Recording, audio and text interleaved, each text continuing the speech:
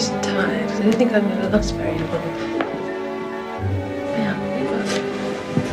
Oh, hello, Mr. Humpty.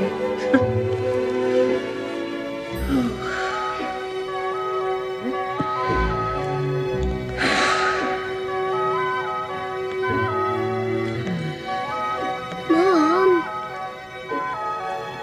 Sorry. Where did we get to? Through the looking glass. Right. I'll tell you all my ideas about the looking glass house. What's a looking glass? It's a mirror, like that one. Mom. I'm sorry. Right.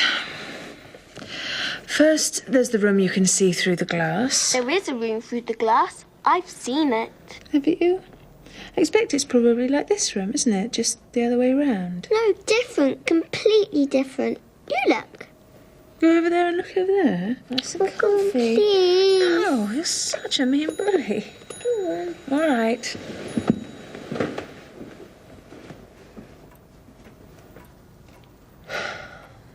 Can you see it? I can see you and me. I'd rather not see me at the moment. What about the room? The one through the glass? No, just this one and all your things. You're not looking hard enough. You've got to believe it before you can see it.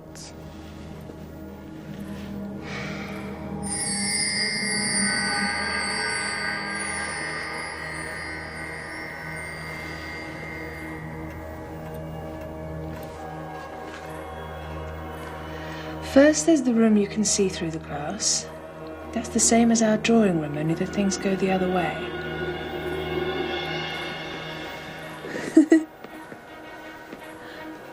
I know that because I've held up one of our books to the glass and then they hold one up in the other room. How nice it would be if only we could get into Looking Glass House. Go on, try.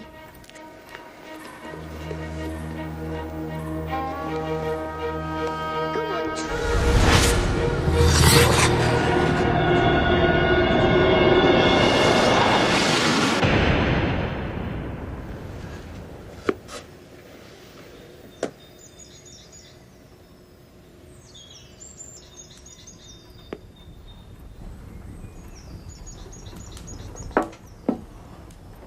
They don't keep this room nearly as tidy as they should.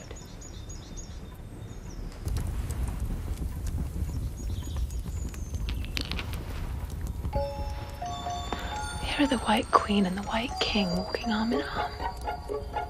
I don't think they can hear me. And I'm nearly sure they can't see me. I feel somehow as if I were getting invisible.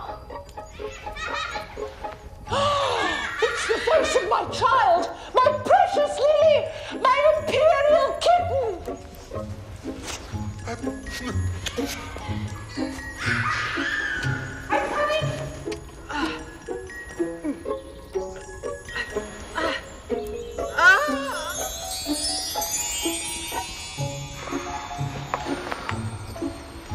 Mind the volcano! What volcano? It blew me up here! You come up the regular way! Don't get blown up! Well, you'll be hours and hours getting to the table at that rate. I better help you, hadn't I? Oh, please don't make such faces. You make me laugh so much I can hardly hold you. Water. I assure you, my dear, I turned cold to the very end of my whiskers. Call those whiskers? Oh, the horror of that moment. I shall never forget. You will forget it if you don't write it down in a memorandum.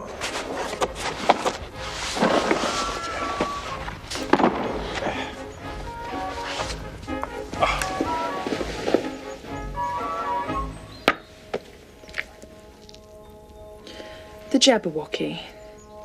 'Twas brillig, and the slithy toves did gyre and gimble in the wabe. It's rather hard to understand. It seems to fill my head with ideas. Only I don't exactly know what they are. But if I don't make haste, I shall have to go back through the looking glass before I've seen what the rest of the house is like. I'll look at the garden first. My dear, I really must get a thinner pencil. I can't manage this one a bit. It writes all manner of things that I don't intend. What sort of things? The White Knight slid down the poker. He balanced very badly. That's not a memorandum of your feelings.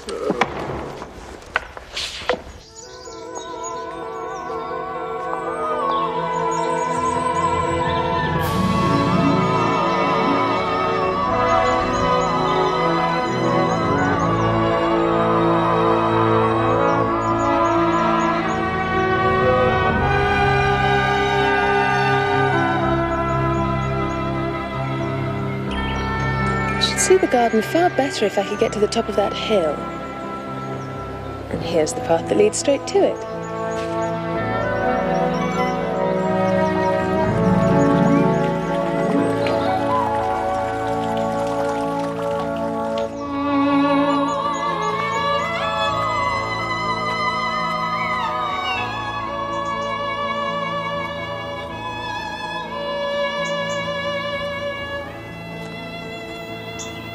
Oh, Tiger Lily, I wish you could talk.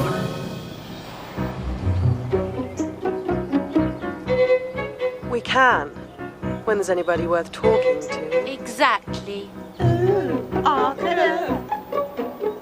How is it you all talk so nicely? I've been in many gardens, but none of the flowers could talk. Put your hand on the ground, then you'll know why. In most gardens, they make the beds too soft, so the flowers are always asleep. I never thought of that before. It's my opinion that you never think at all. Absolutely. Are there any other people in the garden besides me?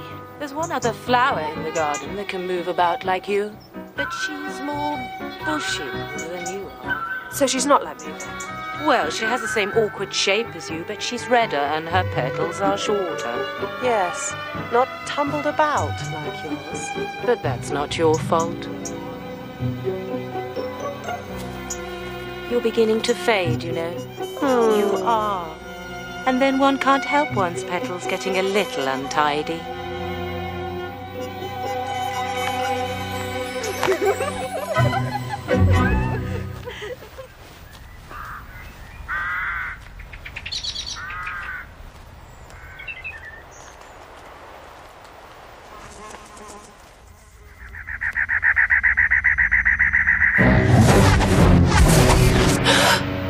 Where do you come from? Where are you going? Look up, speak nicely, and don't twiddle your fingers all the time. I've lost my way. I don't know what you mean by your way. All the ways about here are mine. But why did you come out here at all? Curtsy while you're trying to think what to say. It saves time.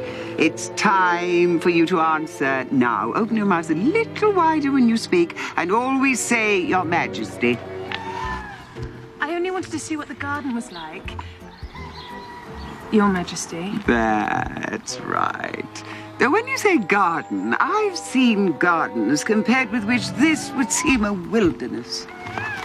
And then I thought I'd try to get to the top of that hill. When you say hill, I could show you hills in comparison with which you'd call that a valley.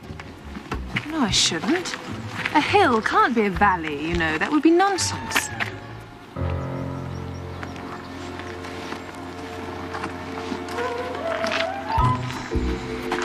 You may call it nonsense if you like, but I've heard nonsense compared with which that would be sensible as a dictionary.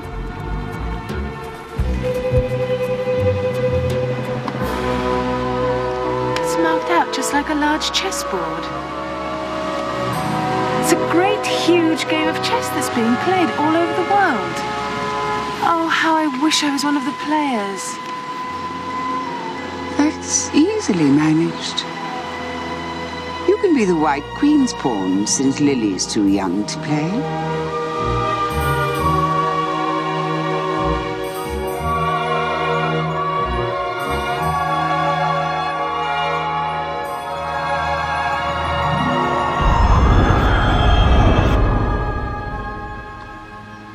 Now, you're in the second square to begin with. When you get to the 8th square, You'll be a queen. Queen. Are you thirsty? Terribly. Have a biscuit. While you're refreshing yourself, I'll just take the measurement. After 2 yards, I shall give you directions. Have another biscuit. Thank you. Thirst quenched, I hope? After 3 yards, I shall repeat the directions for fear you've forgotten them. After 4 yards, I shall say goodbye. And after 5 yards, I shall go. Now, the pawn goes 2 squares in its first move. So you'll go very quickly through the 3rd square by train, I should think, and find yourself in the 4th square in no time, and that belongs to Tweedledum and Tweedledee. The 5th square is mostly water. The 6th square belongs to Humpty Dumpty. But you make no remark. I didn't know I had to make one just then. You should have said, "It's extremely nice of you to tell me all this." However, we'll suppose it's said. The 7th square is forest. However, one of the knights will show you the way. And in the 8th square, we'll be queens together, and it's all feasting and fun. Speak in French when you can't think of the English for a thing. Turn your toes out when you walk, and remember who you are. Goodbye.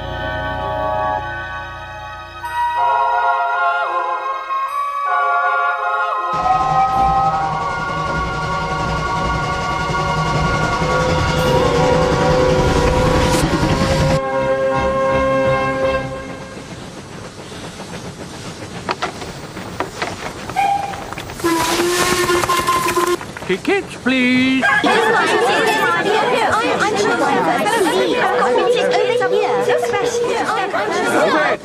Where's your ticket, child? Don't keep him waiting, child. Why, his time is worth £1,000 a minute. I'm afraid I don't have one.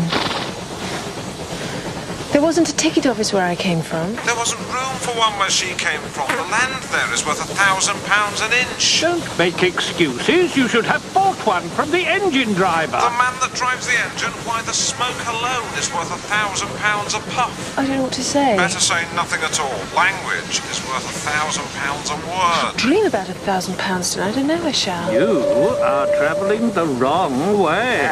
Sorry, but so young a child ought to know which way she's going, even if she doesn't know her own name. She ought to know her way to the ticket office, even if she doesn't know her alphabet. She'll have to go back from here as luggage. Lovely little parcel. Change engines! Sounds like a horse. You might make a joke on that. Something about horse and horse, you know. She could go by post. She's got an ad on her like a stamp. You could be sent as a message by the telegraph. It's very nice. She must draw the train herself for the rest of the way. Never mind what he says. Get a return ticket every time the train stops. Indeed, I shan't. I don't belong to this railway journey at all. I was in a wood just now. I wish I was back there. You might make a joke on that. Something like, you would if you could, you know. I feel so anxious to have a joke made. Why don't you make it yourself? I know you are a friend, a dear friend and an old friend, and you won't hurt me, though I am an insect. What kind of insect? What? Then you don't know that I'm a gnat? It's only a foot we have to jump over into the forward square. Forward square, forward square. You don't like all insects. I like ones that can talk. None of them talk where I come from. What kind of insects do you rejoice in? I don't rejoice in insects at all, because I'm rather afraid of them.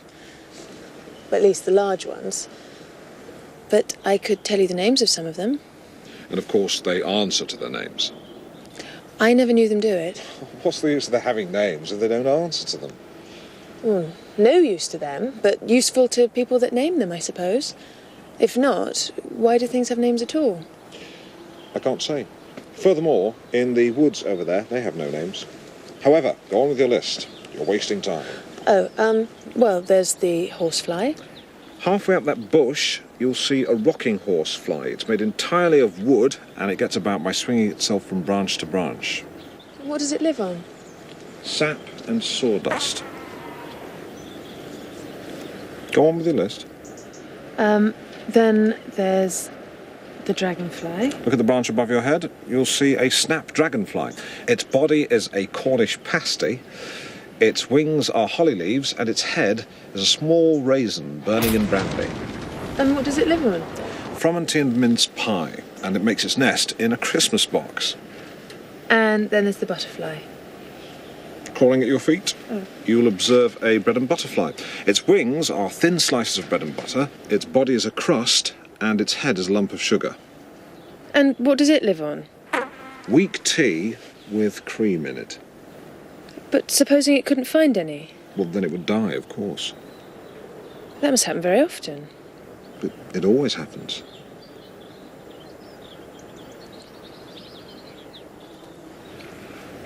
I suppose you wouldn't want to lose your name. No, indeed. And yet I don't know. I mean, imagine how convenient it would be if you managed to go home without it. For instance, if the governess were to call you to your lessons, she would shout out, "Come here!" And there she'd have to stop, for there would be no name for her to call. And of course, you wouldn't have to go. But that would never do, I'm sure. A governess wouldn't excuse me lessons for that. Well, if she said miss and then said nothing else, then of course you'd miss your lessons. That was a joke. I wish you had made it. Why do you wish I had made it? It was a very bad one. You shouldn't make jokes if it makes you so unhappy.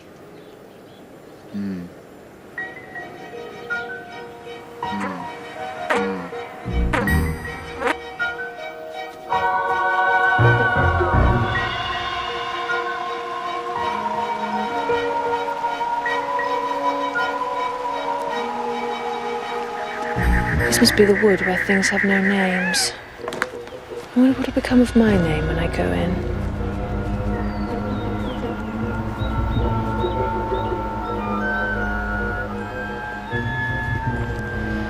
Beware the Jabberwock, my son, the jaws that bite.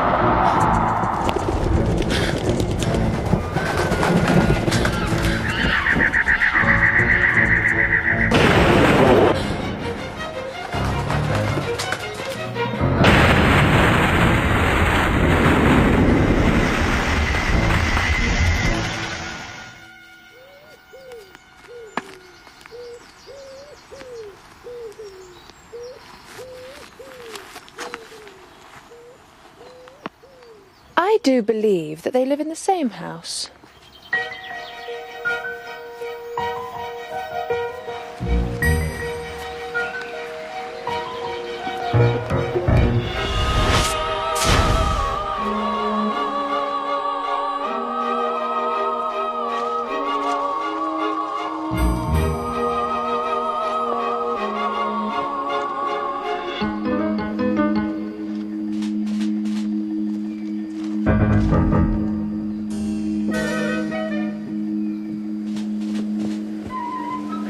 They've got the tweedles around the back of the collar. If you think we're waxworks, you ought to pay. Waxworks weren't made to be looked at for nothing, all right? If you think we're alive, you ought to speak. Sure, I'm very sorry. Tweedledum and Tweedledee agreed to have a battle, for Tweedledum said Tweedledee had spoiled his nice new rattle. I know what you're thinking, but it ain't so, Al, no. Yeah, because if it was so, it might be. And if it were so, it would be. But as it isn't, it ain't. That's logic. I was thinking, which is the best way out of these woods? It's getting so dark. Would you tell me, please? First boy. Next boy. I'm sorry. So you become wrong. The first thing you do in a visit is say, "Adjutant," and shake hands.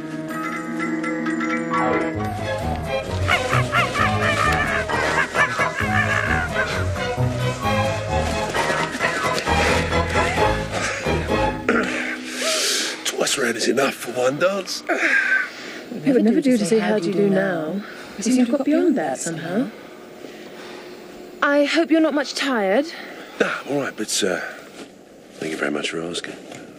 So much obliged. So you like poetry? Yes. Pretty well. Some poetry. Would you tell me the way out of the wood? What shall I recite to her? The Walrus and the Carpenter is the longest. How long is it? Tell you what, I'll do the Walrus and the Carpenter. Gaze up. If it's very long, could you tell me first? The sun was shining on the sea, shining with all his might. He did his very best to make the billows smooth and bright, and this was odd, because it was the middle of the night. The moon was shining sulkily because she thought the sun had got no business to be there after the day was done. It's very rude of him, she said, come and spoil the fun. The sea was wet as wet could be, the sand as dry. You could not see a cloud because no clouds were in the sky. No birds were flying over it. There were no birds to fly. The Walrus and the Carpenter, they're walking close at hand. They're wet like anything to see, such quantities of sand. If this were only cleared away, they said it would be grand. If 7 maids with 7 mops swept it for half a year, do you suppose, the Walrus said, that they could get it clear? Odds are, sir, said the Carpenter, and shed a bitter tear. O oysters, come and walk with us. The Walrus did beseech. Pleasant walk, pleasant walk, along the briny beach. We cannot do with more than 4 to give a hand to each.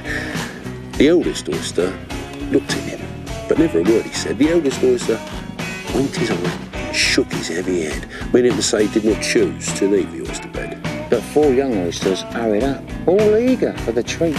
Their coats were brushed, their faces washed, their shoes were clean and neat. And this was odd because, you know, they hadn't any feet. 4 other oysters followed them, and yet another 4. And thick and fast they came at last, more and more and more, all hopping through the frothy waves, scrambling to the shore. The Walrus and the Carpenter walked on a mile or so, and then they rested on a rock conveniently low. And all the little oysters stood and waited in a row. The time has come, the Walrus said, to talk of many things, of shoes and ships and sealing wax, of cabbages and kings, and why the sea is boiling hot, and where the pigs have wings. But wait a bit, the oysters cried, before we have our chat, for some of us are out of breath, and all of us are fat. No hurry, said the Carpenter. They thanked him much for that. A loaf of bread, the Walrus said, is what we chiefly need, vinegar and pepper besides are very good indeed. Now if you're ready, oysters dear, we can begin to feed. But not on us, the oysters cried, turning a little blue. After such kindness, that'd be a dismal thing to do. Seems a shame, the Walrus said, to play them such a trick after we'd brought them out so far and made them trot so quick. The Carpenter said nothing, but the butter spread too thick. I weep for you, the Walrus said. I deeply sympathise. With sobs and tears he sorted out bows of the largest size, holding his pocket handkerchief before his streaming eyes. Oh, oysters, said the Carpenter, you've had a pleasant run. Shall we be trotting home again? But answer came no. And this was scarcely odd because they'd eaten every one. I like the Walrus best because he was a little sorry for the poor oysters. He ain't more than the Carpenter, though. You see, he held his handkerchief in front so that the Carpenter couldn't count how many he took. Know what I'm saying? Well, that was mean. Well, then, I like the Carpenter best if he didn't eat so many as the Walrus. But he took as many as he could get. Well, then they were both very unpleasant characters.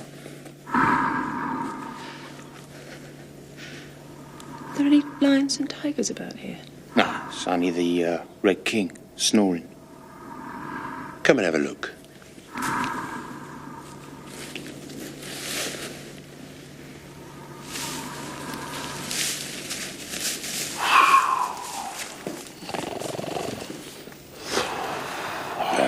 What a lovely sight. Fit to snore his head off. I'm afraid he'll catch cold lying on that damp straw. He's dreaming now. What do you think he's dreaming about?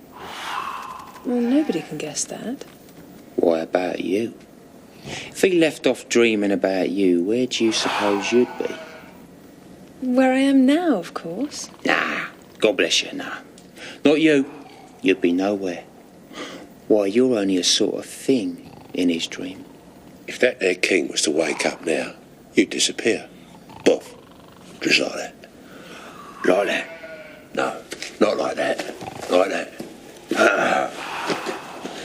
If I'm just a sort of thing in his dream, what does that make you, I should like to know?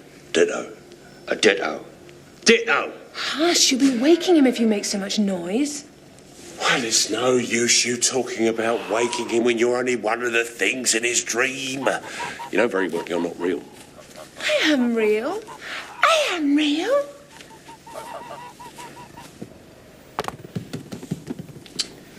You won't make yourself a bit realer by crying. There's nothing to cry about.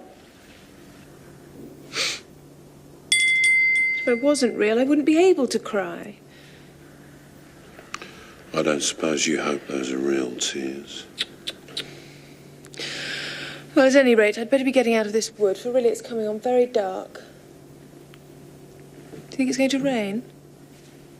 No, I don't think so. At least not under here anyhow.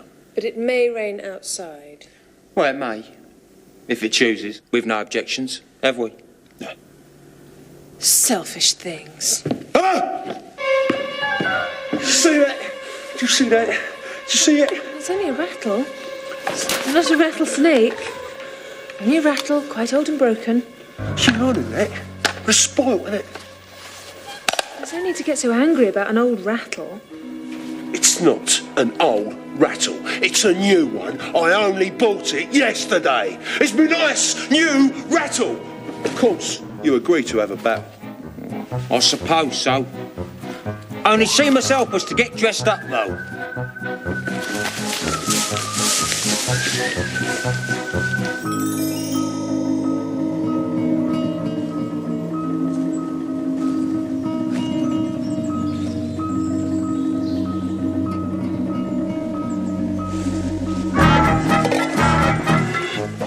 I hope you're good at pinning and tying things. Every one of these has to go on somehow. Yeah.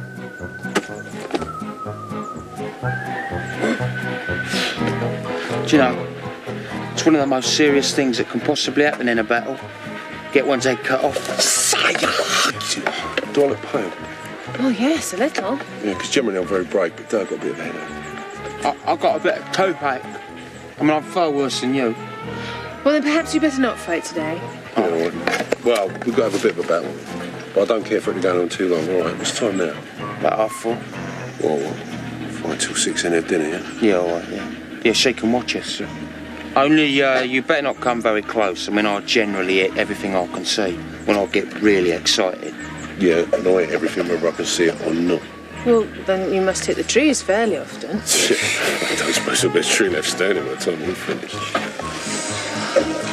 Just then flew down a monstrous crow as black as a tar barrel, which frightened both the heroes so they quite forgot their quarrel.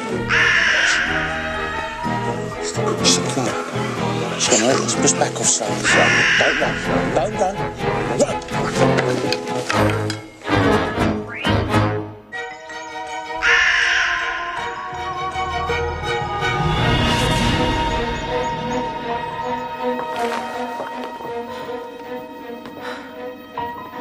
Well, it could never get me here. It's far too large to squeeze itself in.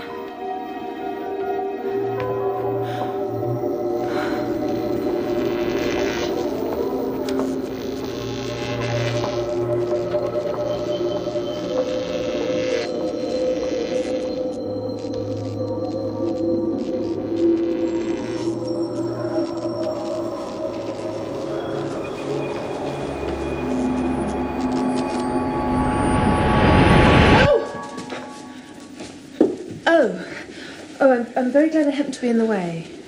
Bread and butter, bread and butter. Bread and butter. Am I addressing the White Queen? Well, yes, if you call that addressing, it isn't my notion of the thing at all. Well, if Your Majesty will only tell me the right way to begin, then I'll do it as well as I can. But I don't want it done at all. I've been addressing myself for the past 2 hours. Well, may I help you put your shawl straight? I don't know what's the matter with it.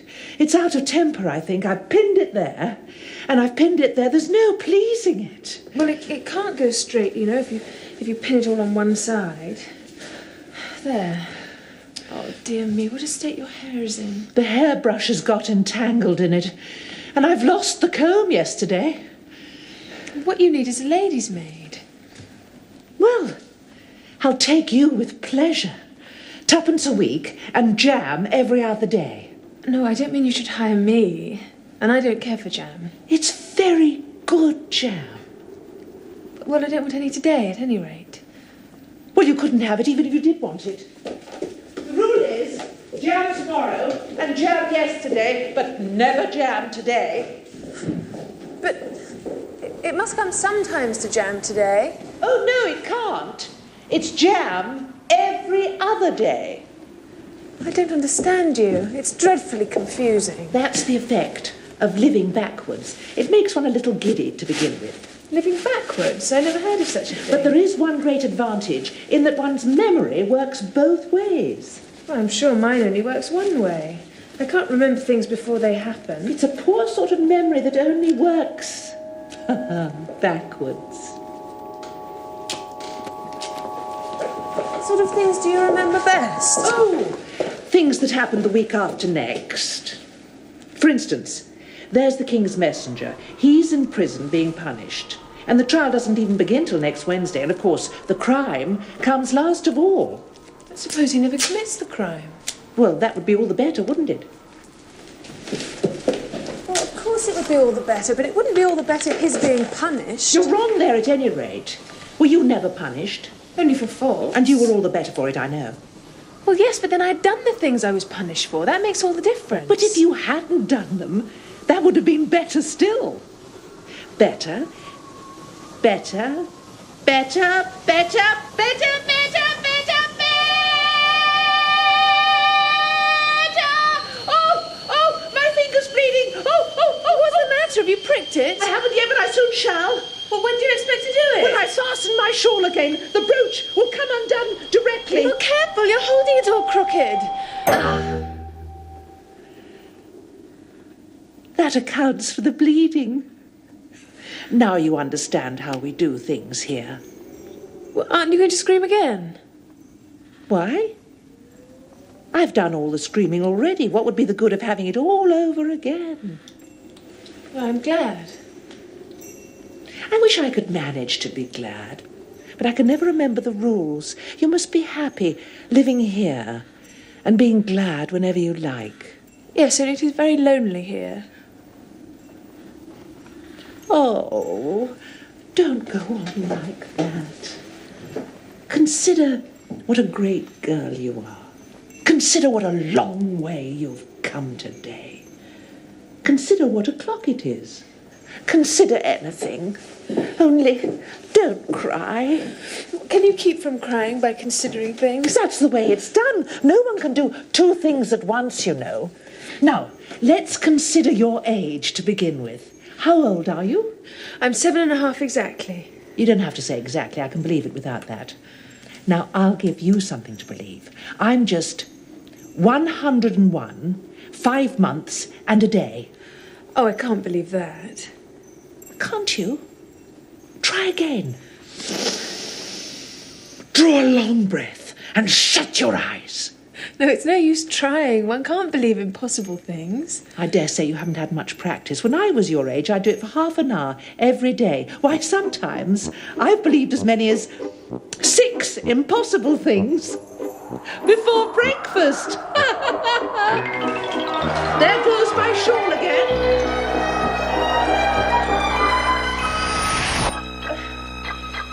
I hope your finger's better now.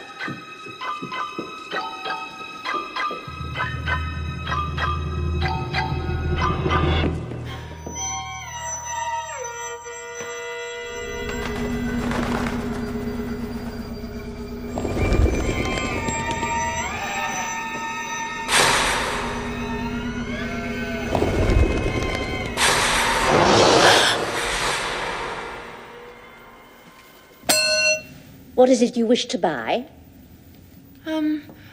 I don't quite know yet. I should like to look all around me first, if I might. You may look in front of you, or on both sides if you like, but you can't look behind you unless you have eyes in the back of your head. Things flow about so here. It's quite provoking. Are you a child or a spinning top? You'll make me giddy, turning round like that. I should like to buy an egg, please. How do you sell them? 5 farthing for one, 2 for 2. Then 2 are cheaper than 1. But you must eat them both if you buy 2. Then I'll have 1, please. They mightn't be at all nice, you know. I never put things into people's hands. That would never do.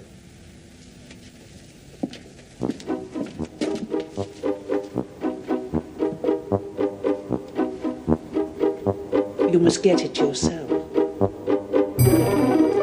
I wonder why it wouldn't do. Well, the egg seems to get further away the more I walk towards it.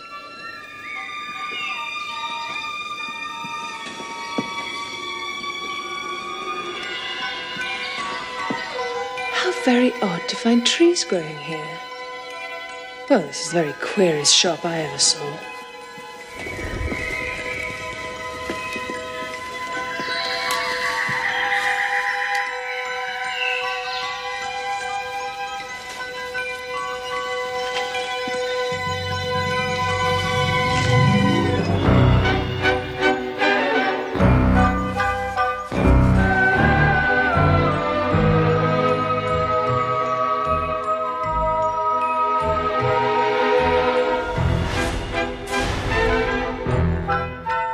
Humpty Dumpty. It can't be anybody else. And how exactly like an egg he is. It's very provoking to be called an egg, very. I said you were like an egg, sir. And some eggs are very pretty, you know. Some people have no more sense than a baby. Humpty Dumpty sat on a wall. Humpty Dumpty had a great fall. All the king's horses and all the king's men couldn't put Humpty in his place again. That last line is much too long for the poetry. Why do you sit out here all alone? Why? Because there's nobody with me, of course. Well, don't you think you'd be much safer on the ground? That wall's very narrow. What tremendously easy riddles you ask. Of course, I don't think so. Why, if I did fall, which there's no chance of, but if I did fall, the king has promised me... you didn't think I was going to say that, did you? The king has promised me with his very own mouth to... Send all his horses and all his men. No, I declare that's too bad. You've been listening at doors and behind trees and down chimneys, or you couldn't have known it. I haven't indeed. It's in a book. Well, they may write such things in a book. Oh, take a good look at me. I'm one that has spoken to a king, I am. And to show I'm not proud, you may shake hands with me.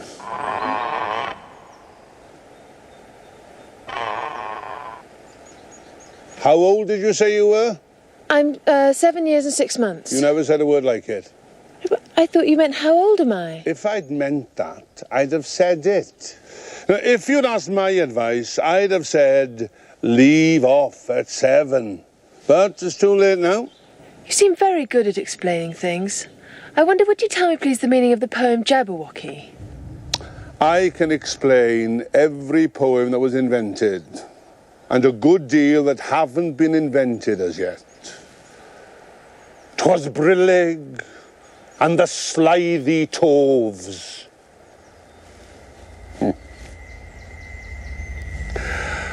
'Twas brillig, and the slithy toves did gyre and gimble in the wabe. Old mimsy were the borogroves, and the mome raths outgrabe. Beware the Jabberwock, my son, the jaws that bite, the claws that catch. Beware the jub-jub-jub, and shun the frumious bandersnatch.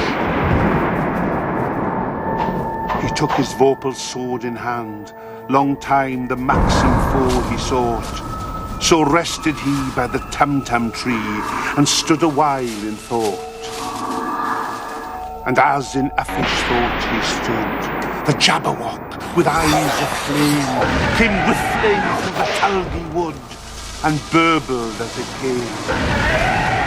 1, 2, 1, 2, and through, the vorpal blade went snicker-snack. He left it dead, and with its head he went galumphing back. And hast thou slain the Jabberwock? Come to my arms, my beamish boy. O frabjous day, Callooh Callay, he chortled in his joy. 'Twas brillig, and the slithy toves did gyre and gimble in the wabe. All mimsy were the border groves, and the mome raths outgrabe. Plenty of hard words there for you.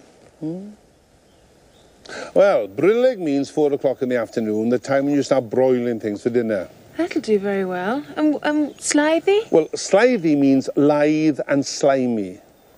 You see, it's like a portmanteau. There are two meanings packed up into one word. I can see that now. What's to gyre and gimble? To gyre is to go round and round like a gyroscope. To gimble is to make a hole like a gimlet.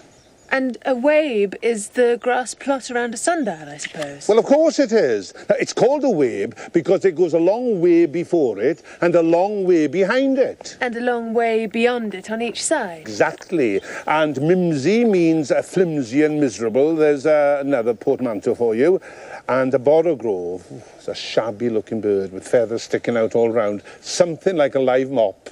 And what's outgrabe? Well, outgribbing is something between bellowing and whistling with a sort of sneeze in the middle. However, you'll hear it done maybe down in the wood yonder. And once you've heard it, you'll be quite content. That's all. Goodbye. Goodbye. Till we meet again. Well, I should know you again if we did meet. You're so like other people. 2 eyes, so, nose in the middle, mouth under. It's always the same. Now, if you had the 2 eyes on the same side of your nose and the mouth on top, that would be some help. But it would look nice. Wait till you've tried. Bye.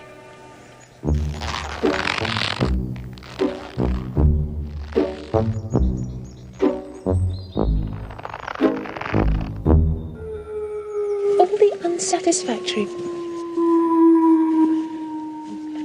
the unsatisfactory people I've ever met. Wait till you've tried.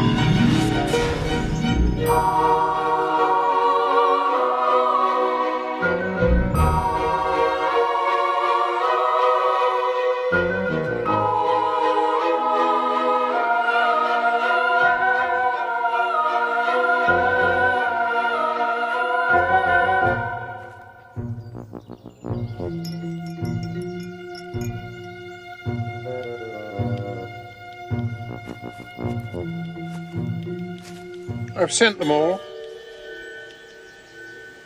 Did you happen to meet any soldiers, my dear, as you came through the wood? Yes, I did. Several thousand, I should think. 4,207. That's the exact number. I couldn't send all the horses, you know, because 2 of them were wanted in the game. I haven't sent the two messengers either. They're both gone to town. Just look along the road and tell me if you can see either of them. I see nobody in the road. Only wish I had such eyes to be able to see nobody. And at that distance, too. Why, it's as much as I can do to see real people by this light. No, I can see somebody now. But he's coming very slowly. Curious attitudes he goes into. Not at all. He's an Anglo-Saxon messenger, and those are Anglo-Saxon attitudes. He only does them when he's happy. His name is Hare, with an H. I love my love with an H because he is happy. I hate him with an H because he is hideous. I feed him with ham sandwiches and hay. His name is Hare, and he lives He lives on the hill. The other messenger's called Hatter. I must have two, you know, to come and go. One to come, one to go. I beg your pardon? It isn't respectable to beg. No, I mean, I don't understand. Why one to come and one to go? Well, don't I tell you? I must have two to fetch and carry. One to fetch, one to carry. This young lady loves you with an H. You alarm me. I feel faint. Give me a ham sandwich.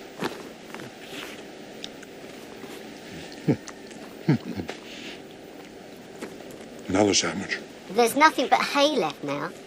Hey, then.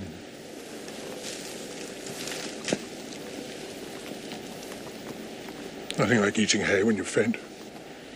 I should think throwing cold water over you would be better. I didn't say there was nothing better. I said there was nothing like it.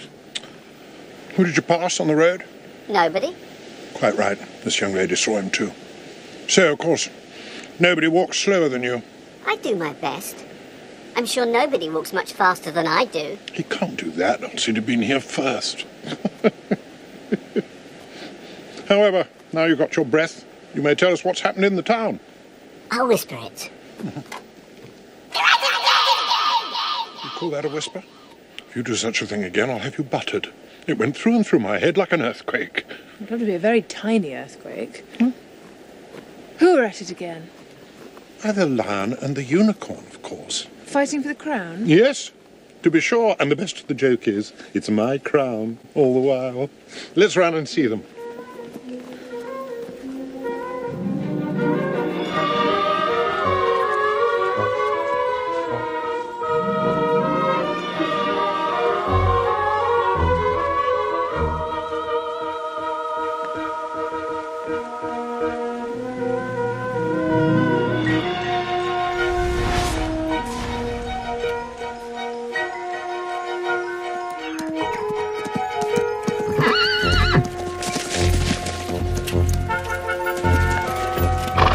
You're my prisoner.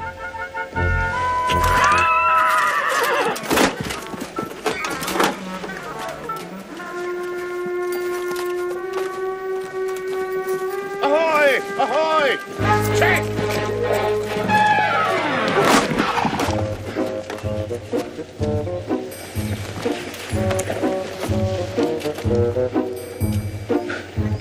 She's my prisoner, you know.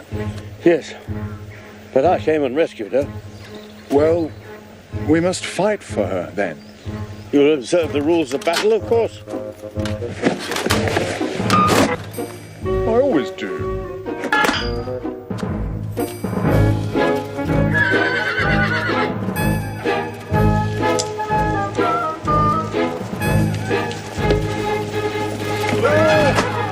Well, I wonder now what the rules of battle are.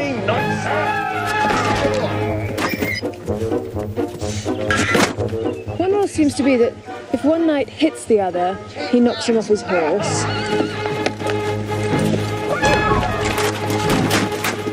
And if he misses, he tumbles off himself.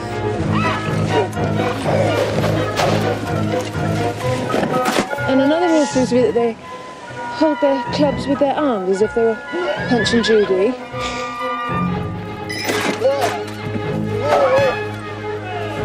And another rule seems to be that they always fall on their heads.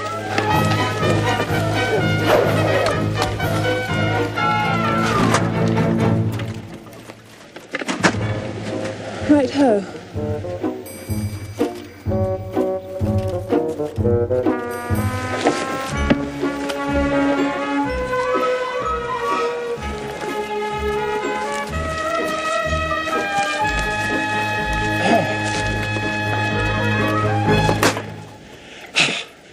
That was a glorious victory, wasn't it? Well, I don't know. I don't want to be anybody's prisoner. I want to be queen. So you will be. When you've crossed the next brook, I'll see you safe to the end of the wood. And then I must go back, you know. That's the end of my move. Thank you very much. Would you like me to help you off with your helmet? Yes, please.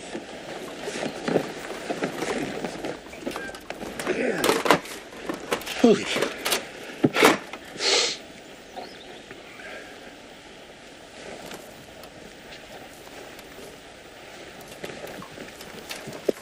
Ah, I see you're admiring my little box. It's my own invention, to keep clothes and sandwiches in. I carry it upside down, you see, so the rain can't get in. But the things can get out. Did you know the lid's open? No, I didn't know it. Well, that means all the things have fallen out. The box is no use without them.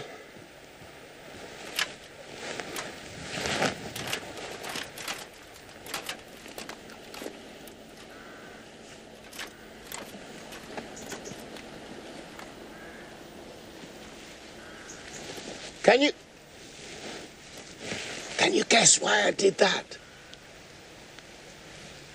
I hope some bees may make a nest in it. Then I should get the honey. But you've got a beehive, or something very like one, fastened to the saddle.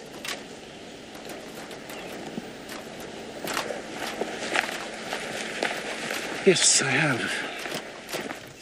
It's a very good beehive, one of the very best kind. Not a single bee has come near it yet. This other thing's a mousetrap. I suppose the mice keep the bees out, or the bees keep the mice out. I don't know which. I was wondering what the mousetrap was for. But it isn't very likely there would be any mice on the horse's back. Not very likely, perhaps. But if they do come, I don't choose to have them running all about. It's as well to be provided for everything, you see. I mean, that's the reason the horse has these anklets round his feet. What are they for? To guard against the bites of sharks. It's an invention of my own. And now help me up, please. I'll walk with you to the end of the wood. What's that dish for? It's meant for plum cake. Ah, we'd better take it with us, because it might come in handy if we find any plum cake. Help me to get it into this thing. Oh, tight squeeze. There are a lot of candlesticks in here.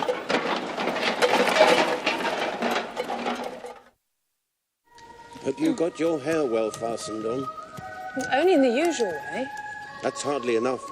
The wind is so very strong here. It's as strong as soup. Have you invented a plan for keeping the hair from being blown off? Not yet. But I've got a plan for keeping it from falling off. Well, I should like to hear it very much. Well, first you take an upright stick. Then you make your hair creep up it like a fruit tree. Now, the reason hair falls off is because it hangs down. Things never fall off upwards. You see, it's a plan of my own invention. You may try it if you like. I'm afraid you haven't had much practice in riding. What makes you think that?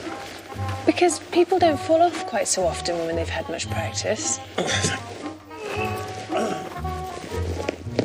I've had plenty of practice. Plenty of practice.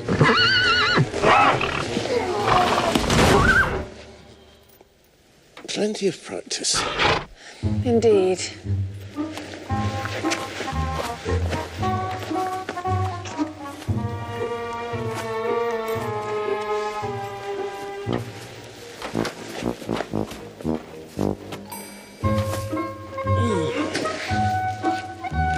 great art of riding is to keep...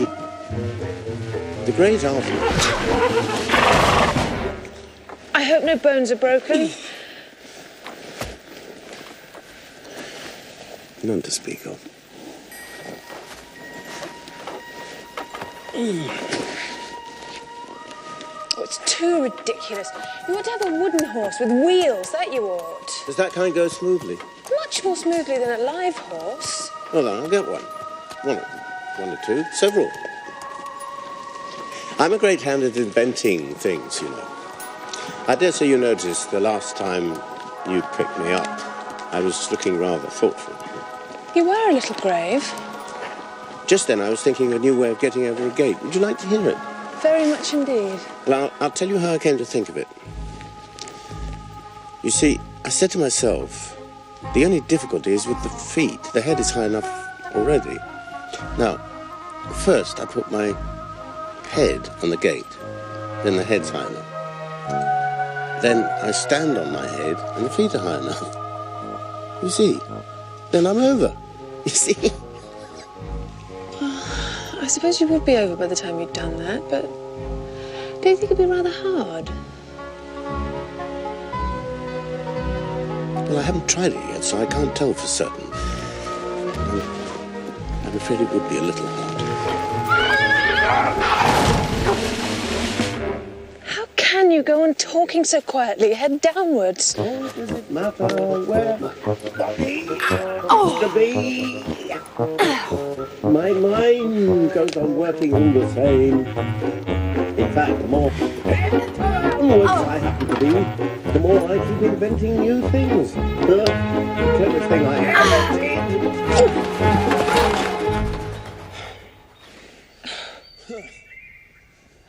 The cleverest thing I ever did of the sort was inventing a new pudding during the meat course.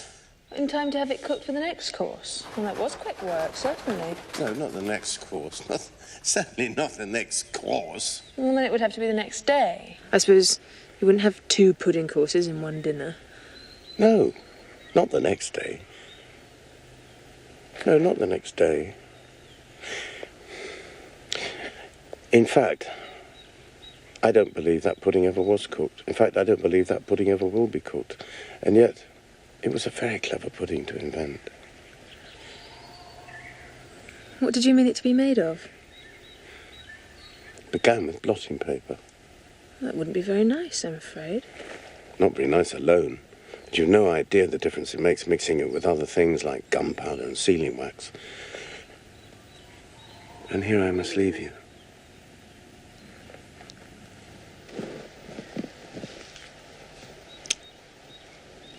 You're sad. Let me tell you a tale to comfort you. Is it very long? Yes, it's long. But it's very, very beautiful. Everybody that hears me say it, it either brings the tears into their eyes, or else... Or else what? Or else it doesn't, you know. The name of the tale is called Haddock's Eyes. It's the name of the tale, is it? No, that's something quite different. That's what the name of the tale is called. The name really is The Aged Man. Oh, so I ought to have said that's what the tale is called. No, you oughtn't. That's quite another thing. The tale is called Ways and Means, but that's only what the tale is called. See? Then what is the tale, then? I'm coming to that. The tale really is sitting on a gate. I'll tell thee everything I can. There's little to relate. I saw an aged man sitting on a gate. Who are you, aged man? I said. And how is it you live? And his answer trickled through my head like water through a sieve. He said, I look for butterflies that sleep among the wheat. I turn them into mutton pies and sell them in the street. I sell them unto men, he said, who sail on stormy seas, and that's the way I get my bread. A trifle, if you please. But I was thinking of a plan to dye one's whiskers green, and always use so large a fan that they could not be seen. So having no reply to give to what the old man said, I cried, "Come, tell me how you live," and thumped him on the head. His accent smile took up the tale. He said I'd go my ways. When I found a mountain rill, I set it in a blaze. And thence they make a stuff they call Rowland's Macassar oil. Yet twopence halfpenny is all they give me for my toil. And I was thinking of a way to feed oneself on batter, and so go on from day to day, getting a little fatter. I shook him well from side to side until his face was blue. "Come, tell me how you live," I cried, "and what it is you do."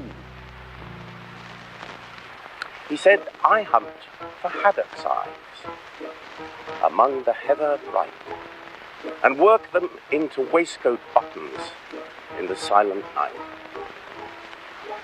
And these I do not sell for gold or coin of silvery shine, but for a copper halfpenny, that will purchase mine." I sometimes dig for buttered rolls, or set limed twigs for crabs. I sometimes search the grassy knolls for wheels of handsome cabs. And that's the way, he gave a wink, by which I get my wealth. And very gladly will I drink your honour's noble health.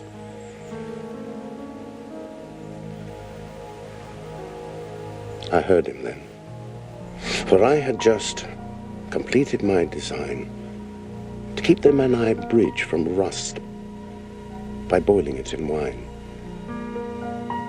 I thanked him much for telling me the way he got his wealth, but chiefly for his wish that he might drink my noble health. And now, if e'er by chance I put my fingers into glue, or madly squeeze a right-hand foot into a left-hand shoe, or if I drop upon my toe a very heavy weight, I weep, for it reminds me so of that old man I used to know, whose look was mild, whose speech was slow, whose hair was whiter than the snow, whose face was very like a crow, with eyes like cinders all aglow, who seemed distracted with his woe, who rocked his body to and fro, and muttered mumblingly and low, as if his mouth was full of dough, and snorted like a buffalo. That summer evening long ago, sitting on a gate.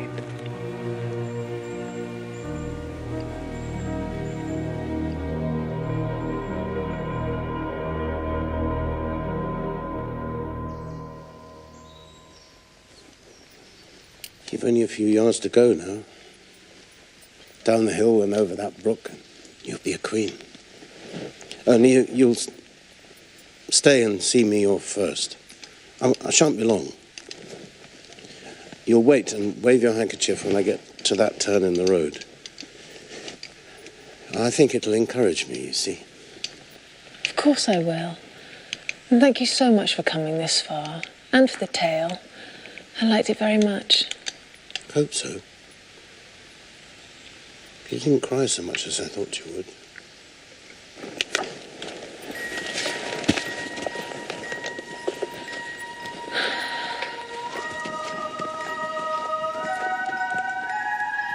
It won't take long to see him off, I expect.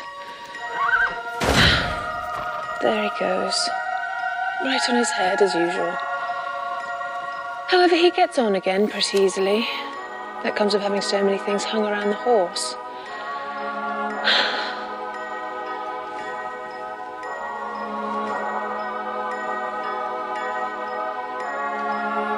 I hope it encouraged him. And now for the final brook, and to be a queen. How grand it sounds.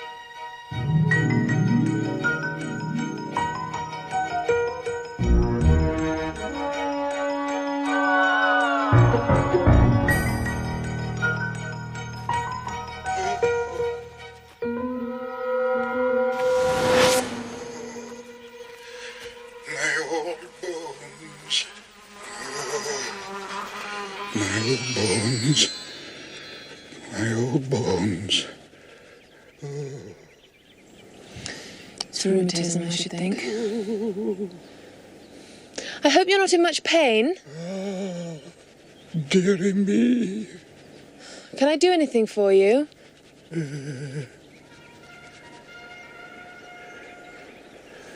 Aren't you rather cold here? Now you go on. Worrity, there never was such a child. Won't you let me walk you round to the other side? You'll be out of the cold wind there. Worrity.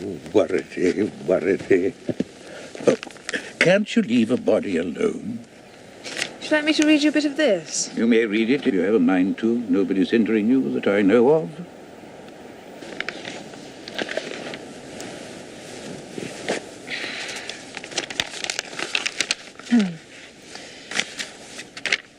Latest news. The exploring party have made another tour in the pantry and have found 5 new lumps of white sugar. Large and in fine condition. In coming back... Any brown sugar? No, it says nothing about brown. No brown sugar. A nice exploring party. In coming back, they had a sad accident. 2 of their party were engulfed. Or what? Engulfed. There's no such word in the language. But it's in this paper. Let it stop there. You're not well at all. Can't I do anything for you? It's all along of the wig. Along of the wig? You'd be cross, too, if you had a wig like mine.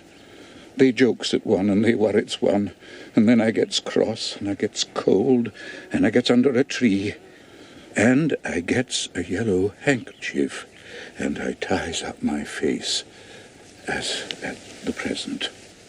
Tying up the face is very good for the toothache. And it's very good for the conceit. Is that a kind of toothache? Well, no. It's when you hold your head up, so, without bending your neck. Oh, you mean stiff neck? Oh, that's a newfangled name.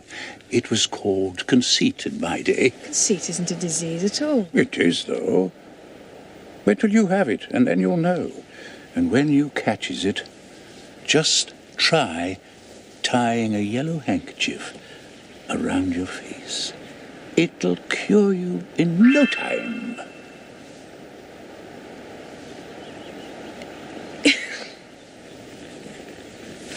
Your wig would be much neater if you had a comb. What? You're a bee, are you? And you've got a comb. Mm-hmm. Much honey? Not that sort of comb. It's to comb hair with. Your wig is so very rough, you know. I'll tell you how I came to put it on. When I was young, my ringlets waved and curled and crinkled on my head. And then they said you should be shaved and wear a yellow wig instead. But when I followed their advice and they had witnessed the effect, they said I did not look so nice as they had ventured to expect. They said the wig did not fit, and so it made me look extremely plain. But what was I to do, you know? My ringlets would not grow again. And now that I am old and grey, and all my hair is nearly gone, they take my wig from me and say, "How can you put such rubbish on?" And still, whenever I appear, they hoot at me and call me pig. And that is why they do it, dear, because I wear a yellow wig. Yeah, I'm very sorry for you. And I think if your wig fitted a little better, then they wouldn't tease you quite so much. Your wig fits very well. It's the shape of your head that does it. Your jaws are not well shaped, though. I should think you couldn't bite well. I can bite anything I want. Not with a mouth as small as that. If you was a-fighting now, could you get hold of the other one by the back of the neck? I'm afraid not. Well, that's because your jaws are too short. But the top of your head is nice and smooth. Then your eyes, they're too much in front. One would have done as well as two if you must have them so close. I think I must be going now. Goodbye. Goodbye. And thank you.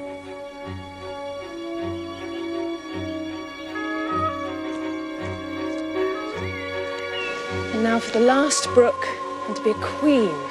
How grand it sounds. The 8th square at last.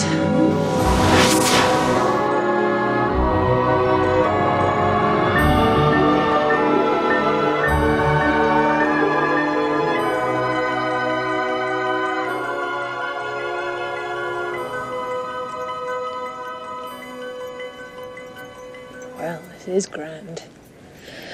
I never expected to be a queen so soon. And I'll tell you what it is, Your Majesty. It'll never do for you to be lolling about like that. Queens have to be dignified, you know. If I really am a queen.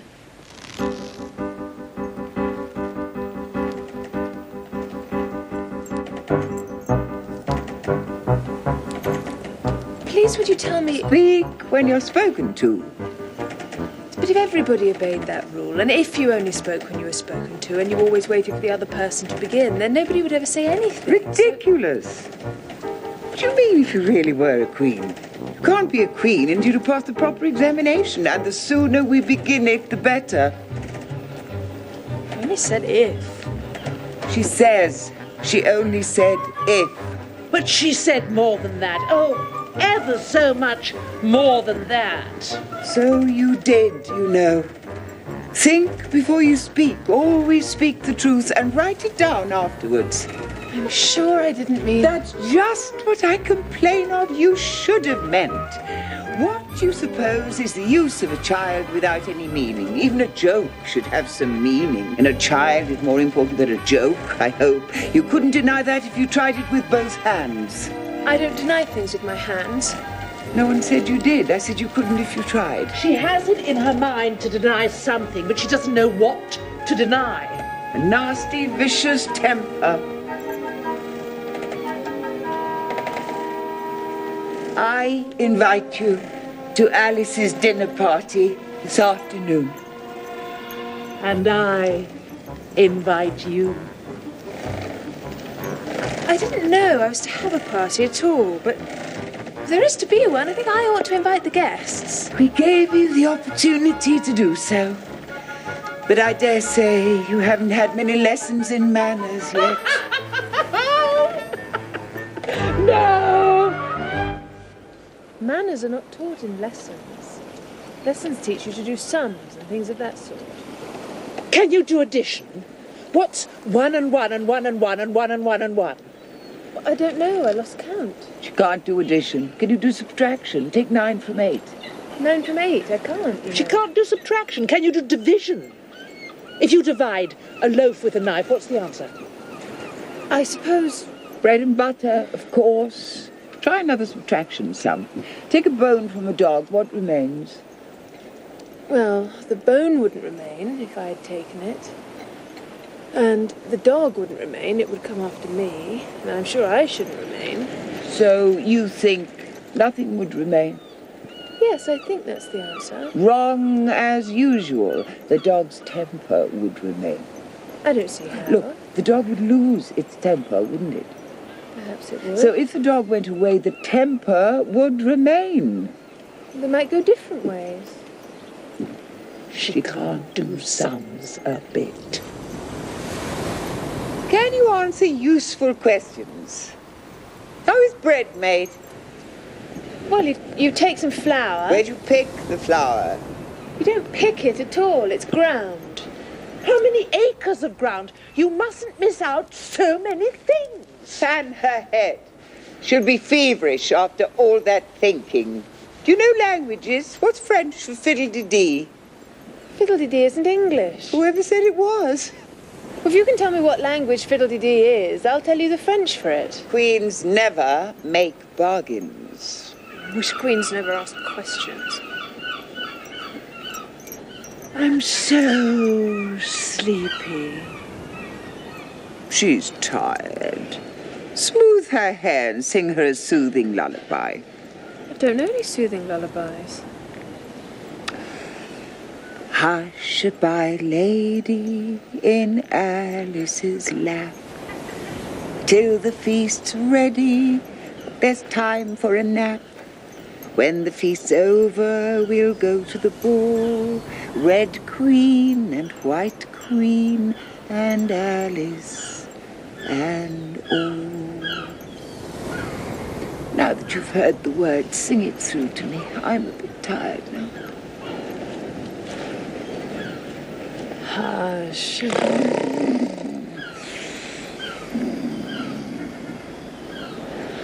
Hush.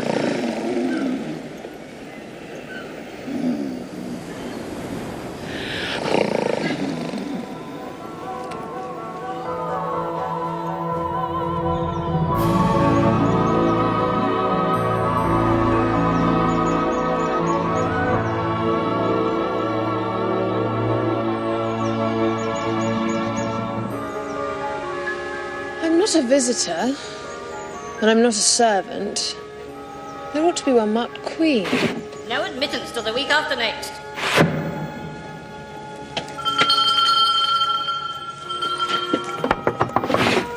What is it now? Where is the servant whose business it is to answer the door? Which door? This one, of course. What's it been asking of? I don't know what you mean. I speak English, doesn't I? Or are you deaf? What did it ask you? Nothing. I knocked at it. Shouldn't do that. Shouldn't do that. It vexes it, you know. You let it alone, and it'll let you alone.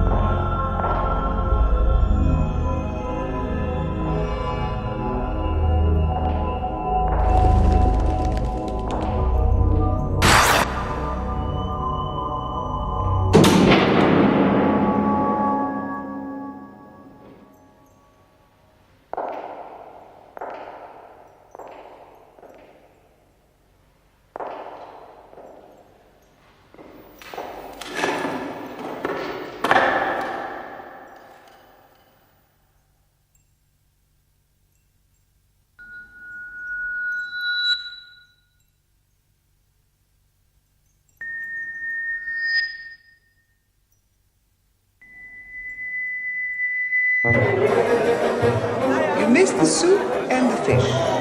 Bring on the joint.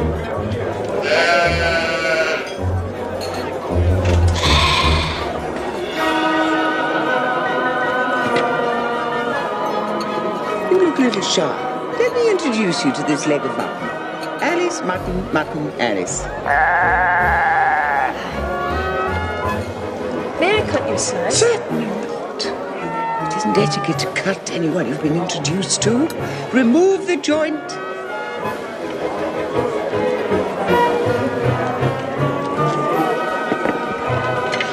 I won't be introduced to the pudding, please, or we shall get no dinner at all. Pudding, Alice, Alice, pudding. Remove the pudding. Waiter, bring back the pudding.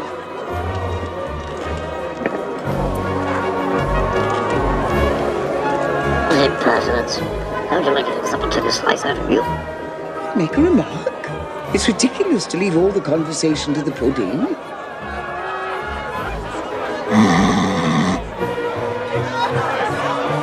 Do you know, I've had such a quantity of poetry repeated to me today, and it's a curious thing. All of it seems to be about fishes in some way.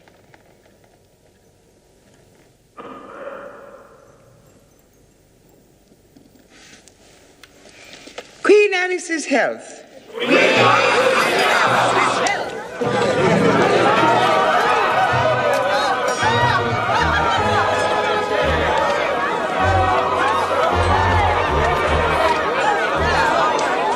You can return thanks by making a neat speech. We must support her. I rise to it. Take care of yourself. Something's going to happen.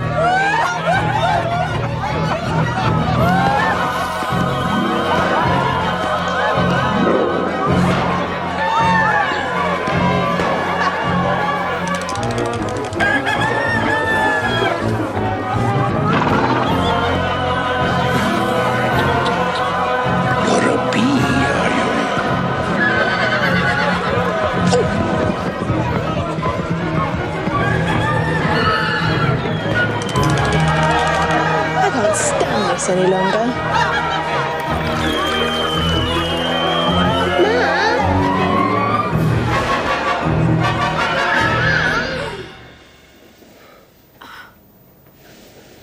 I'm sorry, darling. Shall we read some more tomorrow night? Okay. Mr. Walrus?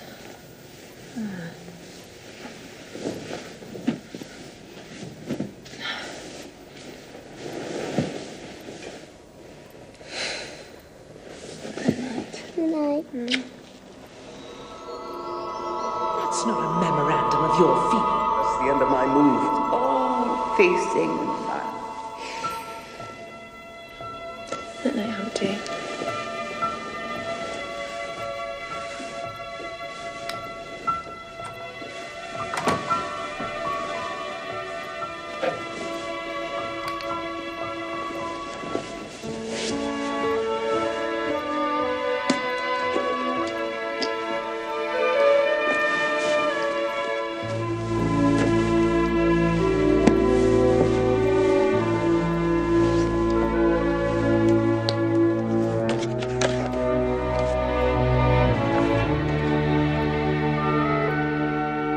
A boat beneath a sunny sky, lingering onward dreamily, in an evening of July. Children three that nestle near, eager eye and willing ear, pleased a simple tale to hear. Long has palled that sunny sky, echoes fade and memories die. Autumn frosts slain July. Still she haunts me, phantom-wise. Alice moving under skies, never seen by waking eyes. Children yet the tale to hear, eager eye and willing ear, lovingly shall nestle near. In a wonderland they lie, dreaming as the days go by, dreaming as the summers die, ever drifting down the stream, lingering in the golden gleam. Life, what is it but a dream?